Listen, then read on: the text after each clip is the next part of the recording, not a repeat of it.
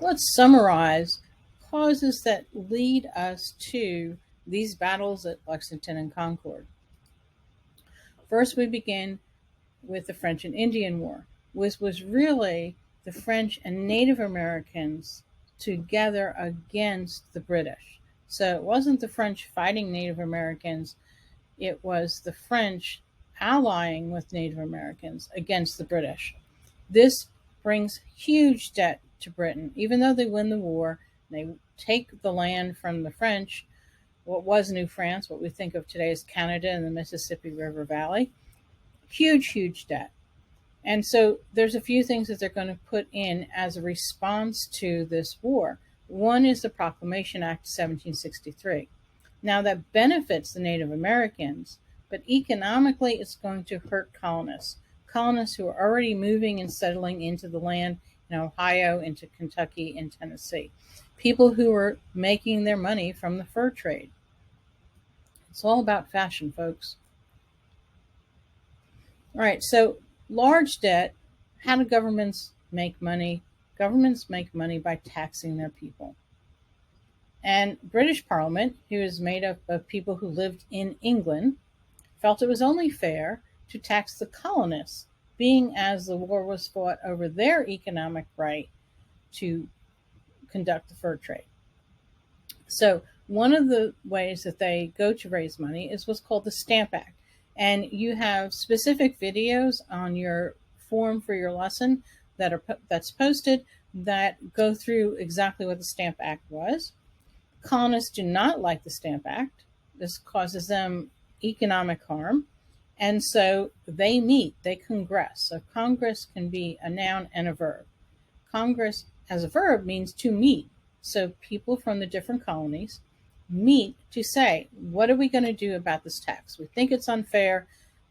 And so what they do is they basically appeal to Parliament. And they send Benjamin Franklin over. They write letters, and eventually Parliament agrees. A lot of it has to do with what's happening on the colonial side. And people boycott. What a boycott is they refuse to buy. And so they find ways to not buy these stamps that have to be affixed to papers. How do you reuse paper, use less paper? This is going to be any kind of legal document, even down to playing cards. And playing cards today, still, if you look at a deck of playing cards, they're going to have a red stamp on it, and that reverts back to the Stamp Act. But wait, it's not just the Stamp Act, right?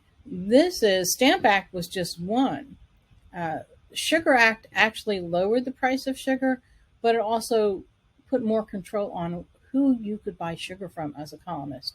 So you could not buy sugar from the Dutch, had sugar plantations were in the Caribbean colonies, and so you were forced to buy sugar from only British colonies. Quartering Act. Quartering refers to where you sleep, where you live, your quarters. Right?